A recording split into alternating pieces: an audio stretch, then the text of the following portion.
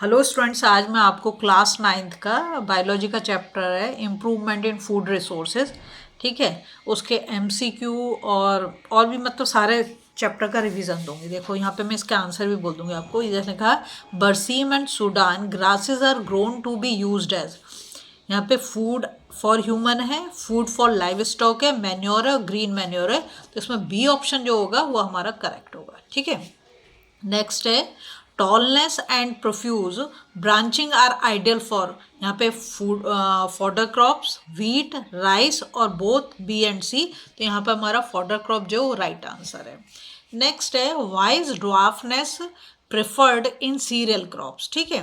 तो यहाँ दे रखा है they would provide more yield, second दे रखा है they would consume more mineral, तीसरा दे रखा they would be resistant to paste, और डी दे रखा ऑल ऑफ दीज। तो यहाँ पर हमारा सी ऑप्शन करेक्ट होगा, ठीक। नेक्स्ट क्वेश्चन है practices that help the farmers to get more income, mixed cropping, intercropping, यहाँ पे इंटीग्रेटेड फार्मिंग और ऑल ऑफ द एबव। तो इसमें ऑल ऑफ द एबव जो है हमारा राइट आंसर होगा। नेक्स्ट दे रखा है rotation of crops is carried out to, यहाँ देखा है इंक्रीज इन सॉइल फर्टिलिटी, दूसरा दे रखा है डिक्रीज इन क्रॉप यील्ड, तो वो तो कोई नहीं करेगा, कौन अपनी उसको घटाना चाहेगा। तीसरा है इंक्रीज वाटर लॉस, वो भी नहीं। डिक्रीज इन सॉइल फर्टिलिटी, वो भी नहीं कोई करना चाहेगा। तो ए ऑप्शन हमारा यहाँ पर करेक्ट है, ठीक है। नेक्स्ट है milk production in cattle depends on, किसके ऊपर डिपेंड करता है? लैक्टेशन पीरियड के ऊपर, फूड टाइप के ऊपर, मिल्किंग टाइम के ऊपर और ब्रीड के ऊपर। तो इसमें हमारे चारों ही ऑप्शन सही हैं, तो इसलिए हम यहाँ पर बी को कर देंगे। नेक्स्ट है फिर in cattle farming which two breeds of cattle are selected for their longer lactation period, ठीक है। यहाँ दे रखा है जर्सी एंड ब्राउन स्विस और Brown Swiss and Red Sindhi. तो यहाँ जर्सी एंड ब्राउन स्विस पहला ही ऑप्शन जो है करेक्ट है, तो आगे के ऑप्शन हमें पढ़ने की जरूरत ही नहीं है। नेक्स्ट दे रखा है 8 में which of the following statement about the Italian variety of बीज इज इनकरेक्ट। पहला दे रखा है they stay in their hives for short period of time, दूसरा दे रखा है they have high Honey collection capacity, तीसरा है दे ब्रीड वेल और चौथा है दे स्टिंग लेस। तो इसमें हमारा ए ऑप्शन जो है वो सही है, ठीक है। इनकरेक्ट मतलब इनकरेक्ट पूछा ना उसने कि कौन सा इनकरेक्ट है, तो ए वाला इनकरेक्ट है। क्वेश्चन नंबर 9 है which of the following characteristics is not desirable in the commercial production of broil chicken, ठीक है।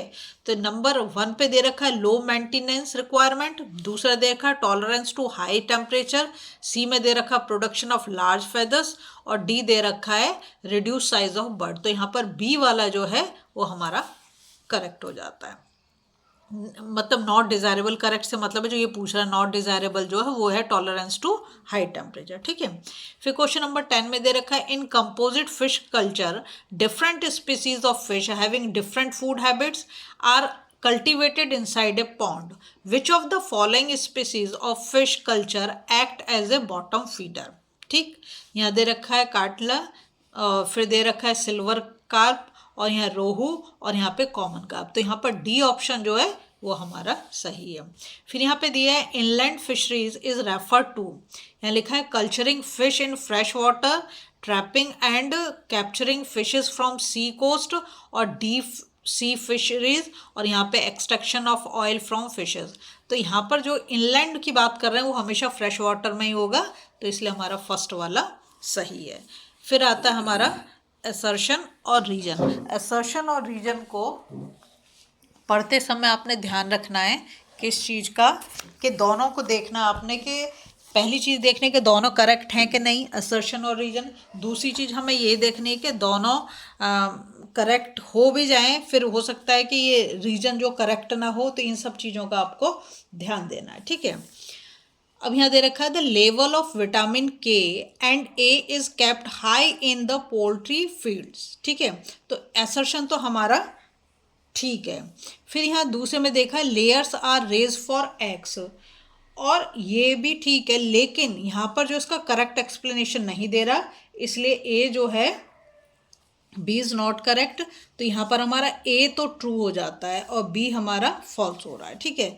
सेकंड क्वेश्चन में देखो यहाँ पे दे रखा है assertion में दे रखा crop rotation is the practice of growing two और more varieties of crops in the same region in sequential seasons. ठीक है, तो हमारा असर्शन जो है वो यहाँ पर ट्रू है। फिर वो कहता है रीजन में cauliflower and chili plants grown together in alternating rows are example of crop rotation. तो ये जो है ये फॉल्स है, रीजन जो दे रखा है फॉल्स दे रखा है। ठीक है, यहाँ पे असर्शन में दे रखा है different type of crops require different photo periods. Photo period का मतलब कि कितने टाइम के लिए सनलाइट चाहिए उसको। ठीक है, तो यहाँ पर हमारा ये असर्शन जो है ये हमारा ट्रू है। अब हम जाएंगे नेक्स्ट पे, इसका रीजन देखेंगे, रीजन में क्या दे रखा है। यहाँ पे दे रखा है photo period means duration of sunlight, बिल्कुल ठीक है। तो ये दोनों ही हमारे क्या है करेक्ट, और ये करेक्ट एक्सप्लेनेशन भी है इसका। ठीक है, फोर्थ दे रखा है organic farming is very essential for crop, ये बिल्कुल सही है कि है ना, ये ट्रू है। फिर रीजन में दे रखा organic farming is a farming system where we use minimum और नो यूज़ ऑफ मैन्योर, ये भी ट्रू है। तो ये दोनों ही ट्रू हैं। ठीक है, नेक्स्ट 5 में आता है असर्शन में local breeds of cattle shows excellent resistance against diseases and foreign breed have good lactation period. ठीक, यहाँ पर जो हमारा ये असर्शन ट्रू है। उसके बाद आता है रीजन में when local and foreign breed of cattle crossed with each other then we get desired qualities in them with more milk production, ये भी ट्रू है। तो यहाँ पे बोथ आर ट्रू और ये इसका करेक्ट एक्सप्लेनेशन भी है। ठीक है, अब 2 मार्क के क्वेश्चन जो ये आप देख लो, इनके मैंने आंसर नहीं, अगर आंसर चाहिए तो मेरे को कमेंट करना, मैं आंसर भी प्रोवाइड कर दूंगी। ठीक है, इन्हें फटाफट से आप देख लो। ये 2 मार्क के क्वेश्चन इस चैप्टर से जो इंपॉर्टेंट क्वेश्चन है। फिर ये आपका 3 मार्क के क्वेश्चन आ जाते हैं, इन्हें भी आप पढ़ लो फटाफट, मतलब इन्हें तैयार करना पड़ेगा आपको एनुअल एग्ज़ाम के लिए। ठीक है, फिर हम जाएंगे नेक्स्ट पेज पर। नेक्स्ट पेज पर ये दे रखा है 3, 4, 5, इनको अच्छे से पढ़ो। उसके बाद आपके 5 मार्क के क्वेश्चन ये रहे। ठीक है, और इसके बाद आपका केस बेस दे रखा है। अगर आपको वीडियो अच्छी लग रही हो ना, प्लीज़ लाइक शेयर सब्सक्राइब कर दो, फॉलो ज़रूर कर दो।